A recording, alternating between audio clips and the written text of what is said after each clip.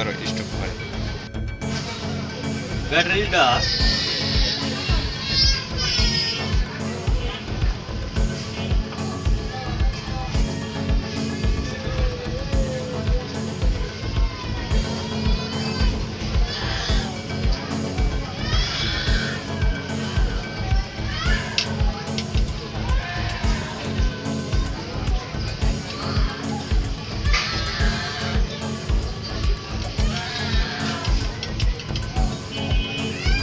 ব্যাটারিটা পুরো থাকতে একটা মানে ডাউন হয়ে গেছে আর চার্জ হবে না।